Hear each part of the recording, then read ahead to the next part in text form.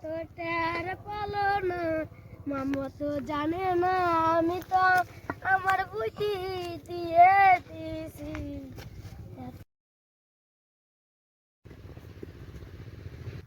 ধানের যা চেহারা তো ভালোই হয়েছে, আর একটু সার দিলে নয় আর একটু ভালো হতো, কিন্তু শালা আমি তো সারই দিতে পারিনি। জায়গায় জায়গায় পড়বে না, জায়গায় জায়গায় পড়বে না। তা অনেকক্ষণই তো দাঁড়ায় রয়েছি, একটা লোকও তো দেখিনি। গ্রামের লোক সব গেল কই?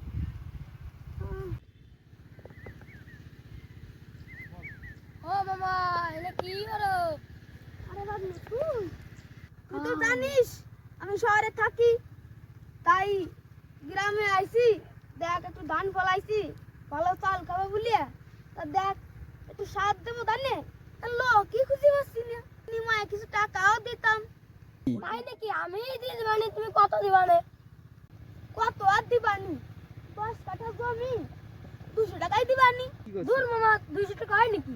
তুমি আমার 300 টাকা দাও, আমি ভালোভাবে সার 10 কাঠা দেবে তো সার গুলো দিবানি।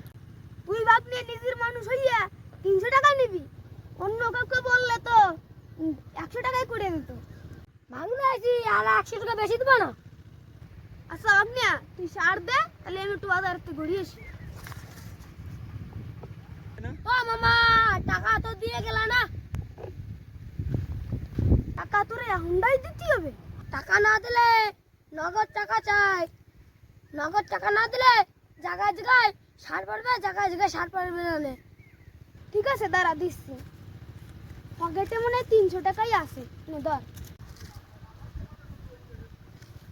তাহলে ভাবনিয়া তুই সারটা দে, আর আমি একটু বাজারের থেকে ঘুরিয়ে আসি। মামা তো চলিয়ে গেল, মামা তো টাকা তো দিয়ে গেল। মামার জমিটা তো ভালোই হলো, আমার জমিটা তো কি শুকনো, পুরো ফাঁকা ফাঁকা। মামার সারটা আমি দিয়ে দিই, তাহলে মামা আস্তে আস্তে যাবে না, গলি টের পাবে না। তারপরে যাই সারটা দিয়ে আসি।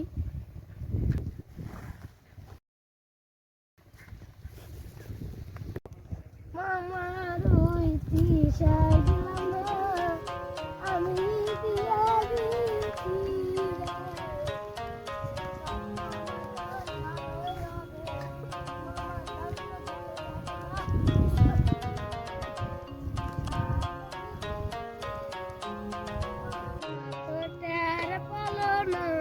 মামা তো জানে না আমি তো আমার বুঝি দিয়ে দিছি। হলে রাস্তা